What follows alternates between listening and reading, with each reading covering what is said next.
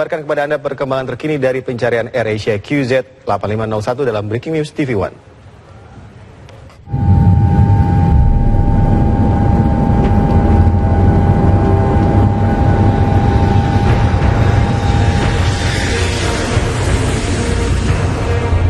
Pencarian terhadap pesawat AirAsia yang hilang dari Surabaya menuju ke arah Singapura masih terus dilakukan.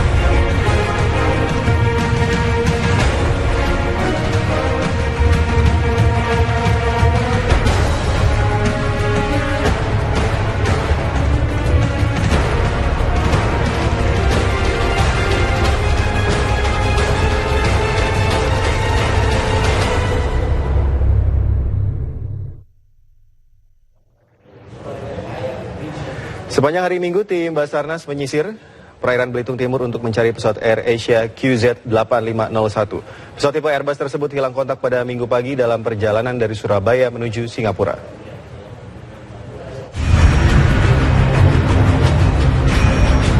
Perairan Belitung Timur, Bangka Belitung menjadi salah satu fokus pencarian pesawat AirAsia QZ8501. Tim Basarnas melakukan pencarian di sekitar perairan ini.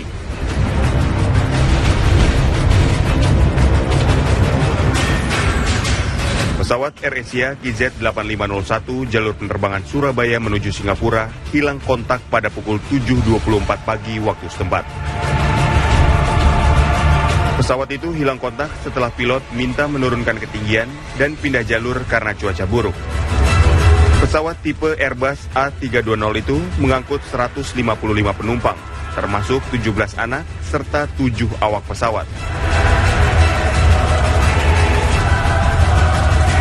Tim Basarnas berangkat dari Pangkalan Udara Pondok Cabe, Jakarta menuju perairan Belitung Timur.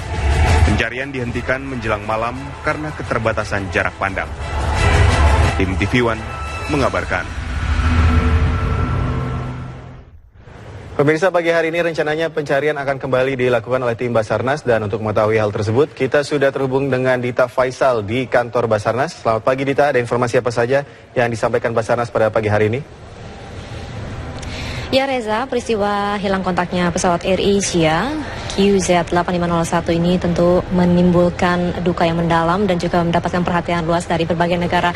Kita tahu bahwa begitu banyaknya bantuan yang dikerahkan dari berbagai negara berdasarkan informasi yang pertama adalah dari Australia, Singapura, kemudian Inggris, Korea Selatan, dan Malaysia. Tetapi yang saat ini masih diterima oleh tim Basarnas sendiri adalah dari negara tetangga kita, Malaysia dan Singapura. Bantuan tersebut berupa 1 Hercules, kemudian 3 kapal, 1 pesawat dan 3 kapal, termasuk juga bantuan seluruh TNI dan juga informasi lokal dari para nelayan. Tadi beberapa saat yang lalu kami telah mewawancarai Ketua Basarnas atau Kepala Basarnas Pak Sulistyo yang mengungkapkan bahwa hingga saat ini memang belum diketahui adanya ELT atau Emergency Locator Transmitter. Belum ada terdeteksi baik dari sistem yang dimiliki oleh Basarnas ataupun sistem yang dimiliki oleh negara tetangga kita, Malaysia dan Singapura. Oleh karena itu, pihak Basarnas sendiri menggunakan referensi data terakhir, yaitu Lost Contact Radar AirAsia QZ8501, kemudian dihitung untuk tahap searching area. Dan pemirsa, hingga saat ini tambahan armada, yaitu 12 kapal Basarnas juga ditambah dengan kekuatan TNI serta Malaysia dan Singapura, sudah dianggap cukup menunjang guna mempercepat pencarian AirAsia QZ8501. Kepala Basarnas yaitu Sulistyo mengungkapkan bahwa kendala utama saat ini untuk melakukan pencarian dari hilang kontaknya pesawat AirAsia QZ8501 adalah kendala untuk mencari di wilayah underwater Indonesia belum memadai karena spesifikasinya belum optimal, dan Indonesia butuh alat yang bernama submersible, dan alat submersible ini berbentuk kapsul turun hingga dasar laut. Oleh karena itulah pihak Basarnas tengah melakukan peminjaman alat tersebut kepada negara-negara lainnya, khususnya adalah Prancis dan Inggris dan juga Amerika. Namun tetap harus ditemukan titik fokusnya dulu, baru alat itu dapat berguna dengan maksimal 24 jam. Sementara itu untuk posko lainnya, itu posko taktis ada di Pangkal Pinang, Kepulauan Bangka. Reza, kita tahu bahwa di sini di Basarnas, tepatnya di Jakarta Pusat Kemayoran, Crisis Center juga berada di Bandara Soekarno-Hatta dan juga Bandara Surabaya, Juanda. Dan di sini kami tengah menunggu apa yang harusnya dilaporkan oleh pihak Basarnas secara resmi, karena tadi adalah statement yang disampaikan oleh Pak Sulistyo. Dan berikut adalah pernyataan dari Kepala Basarnas Sulistyo untuk Anda. Akan melakukan pencarian di 7 sektor. Di 7 sektor itu sudah dibagi dengan kekuatan yang ada, ya, baik altitude atau ketinggian maupun sektor wilayah pencarian. Kemudian dari unsur udara ada unsur laut, mencari di sektor yang sama. Ada beberapa alat utama dari unsur laut, baik dari kita sendiri, dari Basarnas, TNI AL, AU, TNI AD juga menyusul ini. Kemudian dari negara sahabat, dari Singapura, dari Malaysia. Ya, diharapkan mereka jam 7 pagi nanti yang dari Singapura akan masuk di daerah operasi pencarian. Ya, kemudian untuk komando kendali pencarian sepenuhnya ada di tangan Basarnas. Kemudian posko utama ada di sini, kantor pusat. Kemudian posko taktis ada di Pangkal Pinang. Untuk di Pangkal Pinang dipimpin oleh seorang bintang 2, ya, Marskal Muda Sunarbowo, dengan beberapa staf untuk mengendalikan taktis di lapangan. Kemudian di pusat saya dibantu oleh Deputi Operasi untuk bisa melihat manajemen pencarian secara keseluruhan. Tidak dapat juga sinyal. Sampai di saat ini ELT tidak tertangkap. Signal ELT, emergency locator transmitter itu tidak tertangkap oleh sistem kita maupun oleh sistem negara-negara tetangga. Sehingga yang kita lakukan adalah dengan referensi data terakhir lost contact radarnya itu dari mana. Ya, Reza, informasi itulah yang untuk sementara dapat kami laporkan. Intinya adalah bahwa Kepala Basarnas Sulistyo mengungkapkan jadi tahapan pertama adalah 7 hari ke depan, kemudian tahapan selanjutnya adalah melihat ataupun menimbang bagaimana selama 7 hari ke depan ini proses pencarian, baik dari pihak Basarnas ataupun TNI Polri. Begitu kemudian juga yang paling ditekankan adalah di sini pada hari pertama kemarin dilakukan pengerahan pesawat dan juga kapal, dan selanjutnya akan dibuat struktur komando pengendalian yang dipusatkan di Basarnas dengan posko taktis di Pangkal Pinang. Dan sementara itu kita akan terus memperbarui informasi dari Gedung Basarnas sendiri, karena Gedung Basarnas ini adalah posko utama untuk memberikan informasi terkait dengan proses pencarian pesawat AirAsia QZ8501. Sementara kami kembalikan kepada Anda, Reza, di studio. Ya, Dita, dalam waktu dekat apakah Basarnas akan melakukan jumpa pers terkait perkembangan pencarian pada hari ini? Ya, Reza, melihat situasi di sini, tim media masih tetap bersiaga, tim media tetap masih terus menunggu kabar selanjutnya, karena proses pencarian, kita tahu bahwa proses pencarian baru dimulai lagi pagi hari ini, dan tentunya kami masih terus menunggu apakah hari ini akan kembali dilangsungkan konferensi pers, karena tidak hanya kita saja media, tetapi juga masyarakat yang khususnya para keluarga yang kemudian penumpangnya berada di pesawat AirAsia QZ8501 tersebut juga berharap adanya informasi lebih lanjut. Untuk saat ini kami masih belum bisa memberikan informasi lebih lanjut apakah nantinya akan ada konferensi pers atau belum dari pihak Basarnas sendiri, Reza. Baik, terima kasih Dita Faisal langsung dari kantor Basarnas Jakarta. Pemirsa, kondisi cuaca di lokasi hilangnya pesawat QZ8501 pada Minggu pagi sedang berawan tebal dan besar. Badan Meteorologi, Klimatologi, dan Geofisika menyebutkan kondisi awan saat itu sangat membahayakan bagi penerbangan.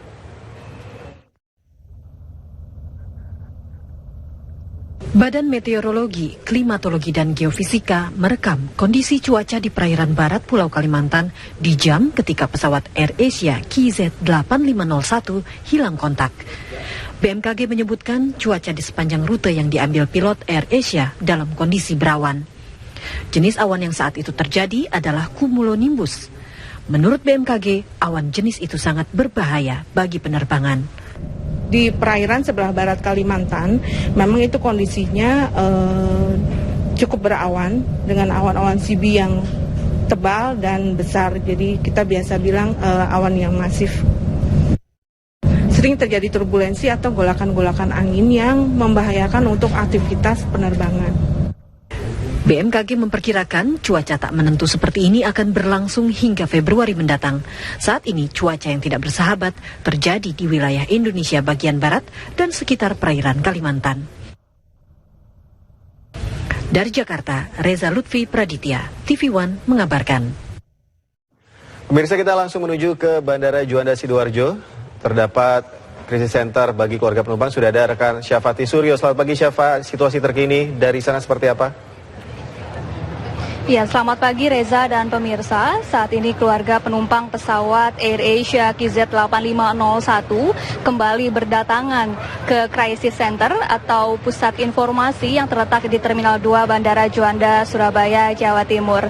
Keluarga penumpang kembali datang untuk menagih kepastian atau informasi terbaru terkait proses pencarian pesawat AirAsia QZ8501 yang hilang kontak pada minggu kemarin, di mana saat ini proses pencarian dipusatkan di perairan sekitar Kepulauan Bangka Belitung dan juga Kalimantan Barat.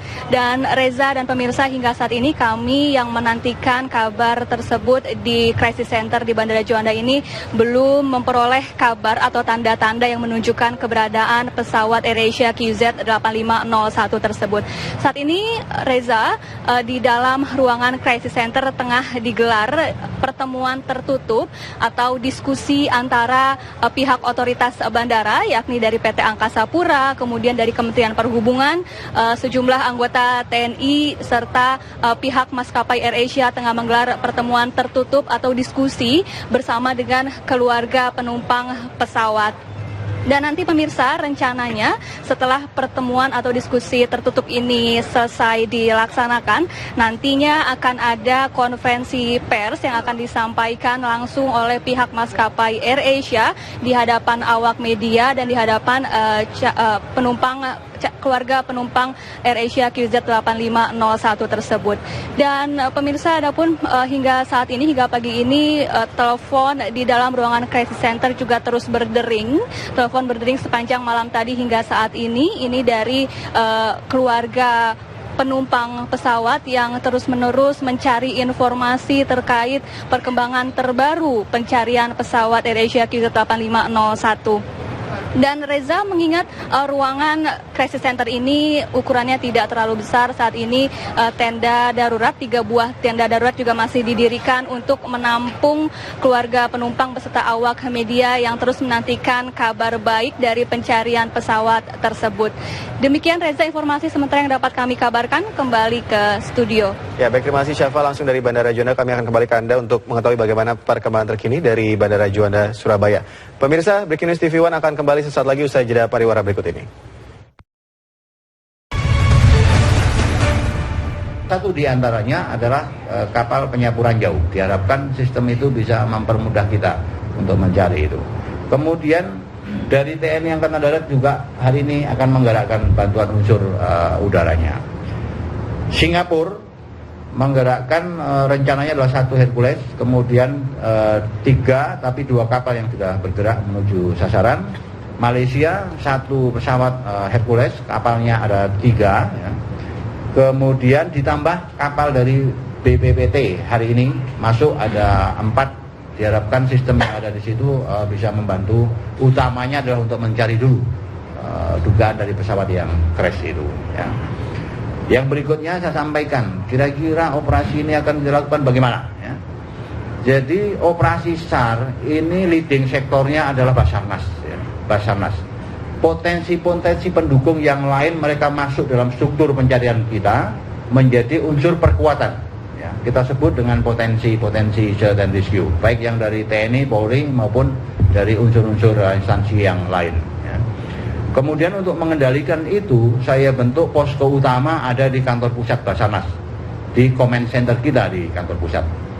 Ya, di situ dipimpin oleh seorang bintang 2, ya, Mayor Jenderal ya, Tatang, Deputi Operasi saya ada di situ. Kemudian posko taktis yang ada di Pangkal Pinang kita bentuk hari ini dan dipimpin seorang Marskal bintang 2, ya, Marskal Muda TNI Sunarbowo Sandi. Ya. Mereka akan mengatur secara teknis taktis pencarian di lapangan. Kemudian saya sendiri akan memimpin sebagai search and rescue coordinator ya, membawai 2 posko itu. Nah, kira-kira kesulitan apa yang akan kita hadapin ke depan dalam rangka pencarian ini ya. Kalau sasaran itu ada di darat, itu lebih mudah daripada sasaran ada di underwater ya, di bawah laut. karena koordinat yang diberikan kepada kita dan evaluasi dari titik perkiraan crashnya pesawat itu ada di laut, sehingga dugaan sementara pesawat itu ada di dasar laut, ya, dugaan sementara. Bisa berkembang nanti sesuai dengan evaluasi dari hasil operasi pencarian kita. Ya. Kalau itu ada di bawah laut, maka kemungkinan besar kesulitan kita adalah untuk menentukan lokasi di mana pesawat ini berada di dasar laut. Kenapa? Karena teknologi yang ada di Basarnas kita punya, tapi spesifikasi teknisnya belum seperti yang kita harapkan. Kemampuan alat kita ini masih kurang untuk kurang optimal karena memang speknya tidak mencukupi kualitas spek. Spek itu spesifikasi tekniknya. Tapi kita dibantu oleh kapal BPPT. Ya. Nanti dia punya sistem sonar juga yang bisa untuk mencari benda-benda di bawah laut. Kalaupun nanti sudah ketemu benda itu atau dugaan pesawat itu di dasar laut, maka kesulitan kita berikutnya, tantangan kita adalah untuk bisa mengevakuasi, dugaan pesawat itu dibawa ke atas permukaan. Ya. Kita belum punya alat itu. Yang namanya salah satu di antaranya adalah submersible. Kita belum punya. Ya. Nah, submersible ya. Nah, atas kekurangan teknologi yang kita punyai, saya sudah melakukan koordinasi ya, melalui Ibu Menteri Luar Negeri. Kita akan pinjam kepada negara-negara lain yang sudah menawarkan. Di antaranya ada UK, ya, Inggris, ada Perancis, ada Amerika. Nanti kita dalam proses ini untuk meminjam alat itu untuk memperkuat dan mempermudah kepada kita untuk bisa menemukan. Ya. Basarnas dan jajaran seluruh unsur pendukung, saya mempunyai niat ya untuk bisa menemukan secepatnya. Tapi setiap operasi ada evaluasi. Ya, ini yang saya harapkan. Kalau di dalam SOP mengatakan 1 minggu operasi, itu bukan berarti setelah 1 minggu kemudian berhenti, tidak. Ada evaluasi, ada perpanjangan, kemudian evaluasi lagi, ada perpanjangan. Tapi prinsip dasar Basarnas dan seluruh kekuatan kita berusaha untuk mencari saudara-saudara kita yang diduga menjadi korban dari peristiwa ini. Ya. Saya kira itu mungkin ada yang mau ditanyakan ya. Kemarin kan kendalanya adalah cuaca buruk dalam pencarian, itu hujan. Dan sekarang apakah Bapak sudah dapat informasi dari Pak Kopina dan Bapak itu bagaimana kondisi cuaca di sana? Apakah memungkinkan untuk optimalisasi saat ini? Kemudian apakah Bapak juga sudah mendapatkan laporan dari Mapai mungkin atau lembaga lain yang memiliki izin maskapai? Apakah sudah ada laporannya Pak? Sampai detik ini ELT itu tidak tertangkap oleh sistem yang ada di Basarnas. Ya. Kita punya sistem yang namanya Local Unit Terminal, adalah bagian sistem deteksi dari peralatan yang dinamakan ELT, Emergency Locator Transmitter, yang ada di dalam pesawat. Seharusnya ELT ini kalau kena impact ya, dalam sekian ukuran gravitasi, maka alat ini akan secara otomatis bekerja memancarkan signal emergency. Signal ditangkap oleh sistem kita dan kemudian memberikan warning kepada kita. Sampai detik ini signal itu tidak ada, tidak tertangkap di dalam sistem kita. Termasuk di beberapa negara tetangga sudah kita cek juga mereka tidak menangkap. Nah, why, mengapa, itu bukan tugas Basarnas ya. Sistem itu yang mengevaluasi kenapa tidak bekerja dan sebagainya bukan Basarnas ya. Basarnas tugas pokoknya hanya mencari, kemudian memberikan pertolongan dan mengevakuasi. Itu ada institusi sendiri ya, KNKT nanti dalamnya untuk bisa mengevaluasi kenapa tidak nyala. Oke, lagi? Pak, dari cara belum ada ya? Belum ada. Silakan. Pak, dari mana Basarnas menduga bahwa pesawat itu ada di dasar laut Pak? Dari temuan-temuan apa atau tidak ya, saya sudah sampaikan. Saya mendapatkan info terakhir titik koordinat di mana pesawat itu tidak tertangkap radar, hilang di radar. Paham ya? Itu ada koordinatnya dan koordinat itu ada di perairan Selat Kalimata. Sehingga dari dasar itu kemudian kita hitung dengan formula tertentu, kita mendapatkan searching area, ya, searching area, daerah pencarian yang kemarin kita lakukan. Kemudian kita evaluasi kemarin hasilnya, kita perluas lagi tambah 3 sektor. Jadi diduga. Kompas TV ini kan di masa ini dibilang 7 hari Pak ya, masa pencarian utama. Dan nanti dari 7 sektor utama tadi, apakah daratan juga termasuk upaya pencarian di hari kedua ini?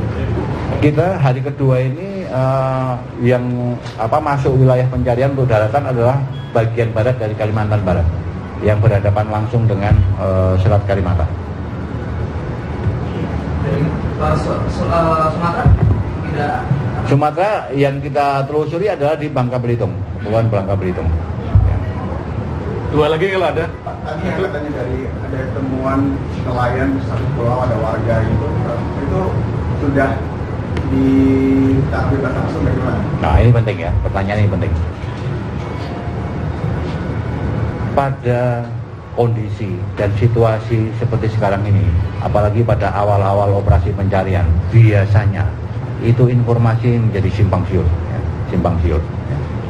Basarnas dan jajarannya dengan struktur organisasinya, kita menerima informasi itu, tapi tidak kemudian menetapkan bahwa itu informasi yang betul. Jadi harus kita konfirmasi dulu sampai informasi betul-betul itu bisa dipertanggungjawabkan. Baru nanti teman-teman bisa menerima itu. Saya dan jajaran tidak menolak adanya informasi, kita terima. Tapi konfirmasi tentang akurasi dari informasi itu penting. Kalau itu memang benar, baru nanti kita sampaikan kepada publik bahwa kita menyatakan. Saya sudah ingin ada informasi yang simpang siur hanya karena analisa-analisa yang terjadi di ruang publik. Ya. Termasuk informasi yang datang dari ruang publik kepada kita. Paham ya? Tapi dari tim SARS itu apakah akan menerjunkan tim kesana dari informasi dari masyarakat atau berdasarkan dari yang diinformasikan kepada kita tentang itu, temuan itu, ya, saya tidak membenarkan, tapi area pencarian kita termasuk di dalam lokasi itu, ya, dalam lokasi. Pak, kalau kapal canggih dari BPPT itu bagian seberapa efektif untuk membantu pencarian yang di dalam air itu, Pak? Bahasa sederhananya, dia punya sistem dengan sistem sonar itu, tim sonar namanya. Dia bisa mendeteksi dalam radius kurang lebih saya nggak tahu pastinya ini, sekitar 3 nautical mile radius, ya. Bisa mendeteksi sampai dengan kedalaman 1000 meter atau 2000 meter ya. Itu saya tidak tahu pastinya. Tapi kira-kira dia sistemnya sistem sonar, ya, untuk mendeteksi logam atau metal yang ada di dasar laut. Ya, apalagi? Satu terakhir.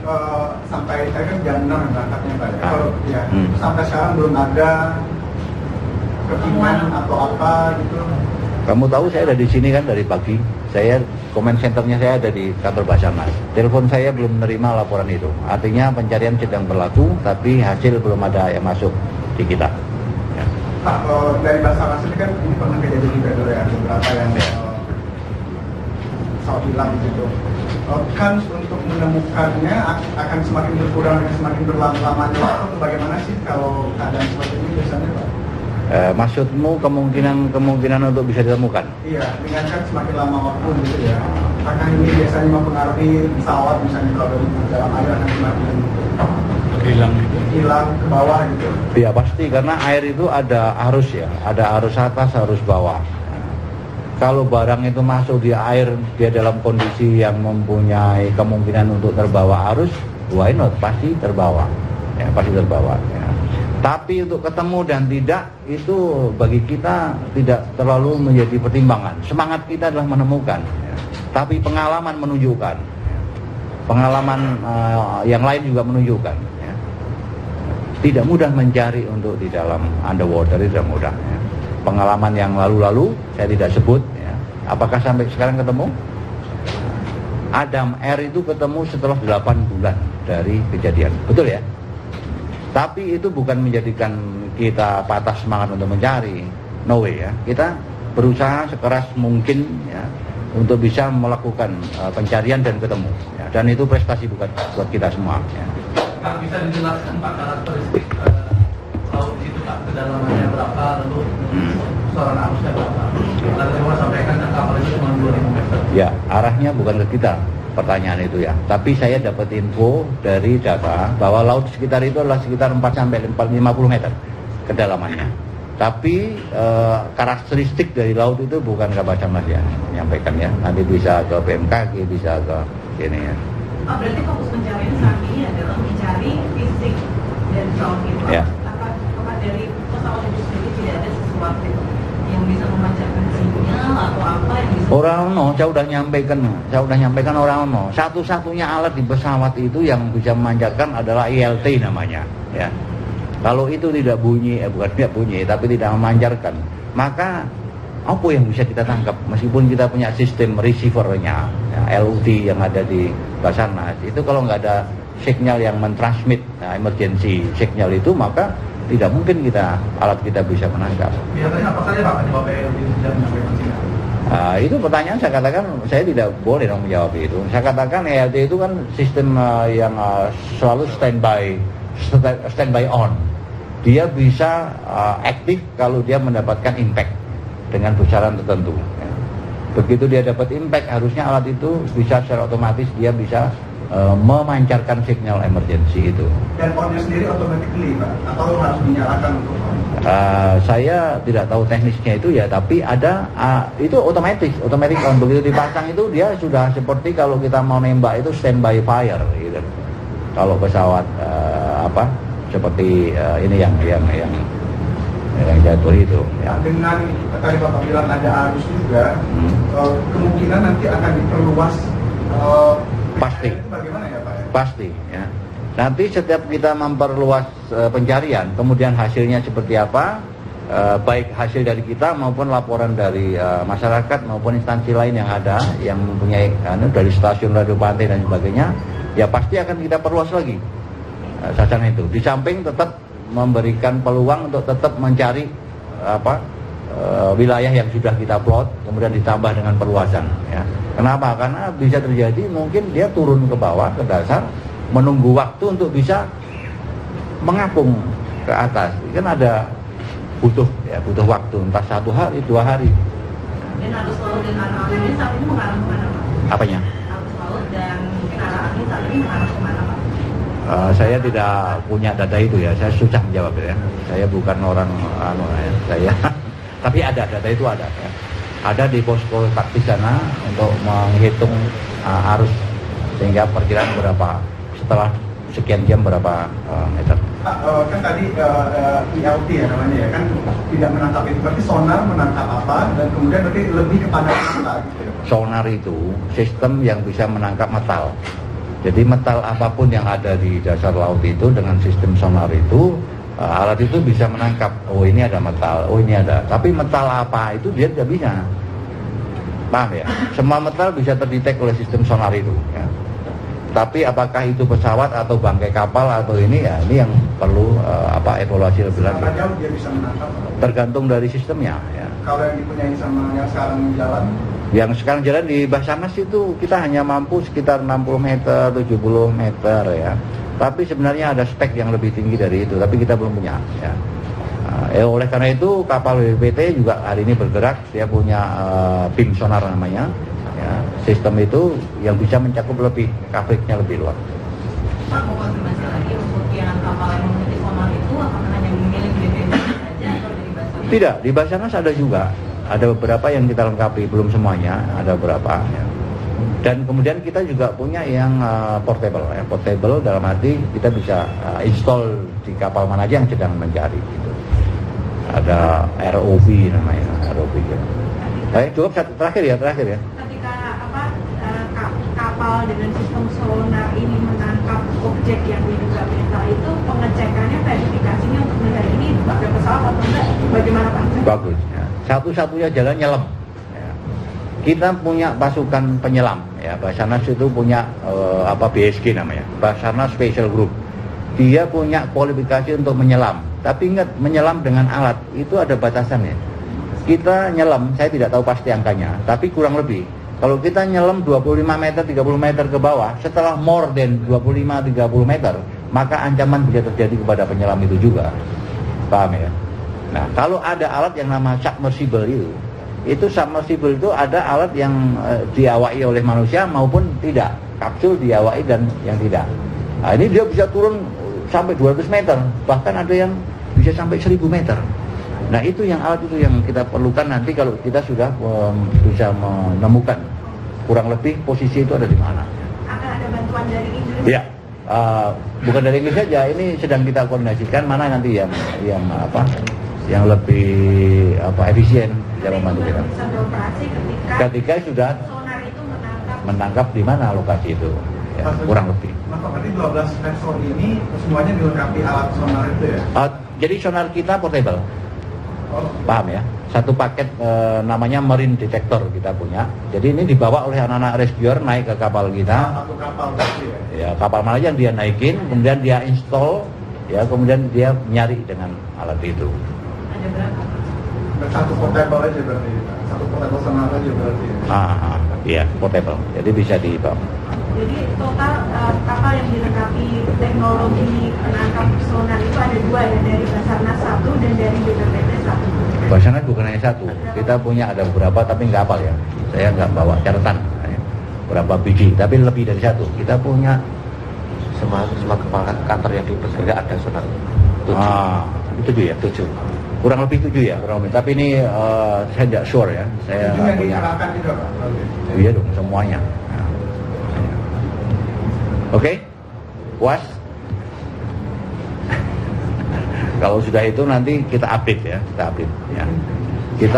saya ingin kalian juga memberi support kepada kita ya. Ya pemirsa, itu dia konferensi pers yang digelar oleh Basarnas dan disampaikan langsung oleh Kepala Basarnas Marsdia TNI Bambang Sulistyo yang mengatakan bahwa pagi ini akan kembali dilakukan pencarian dan diperluas dari 4 sektor menjadi 7 sektor, diantaranya di wilayah Kepulauan Bangka, Belitung dan juga wilayah barat bagian Kalimantan Barat, dan akan mengerahkan sejumlah kapal dari Basarnas dan juga ada bantuan dari Malaysia serta Singapura.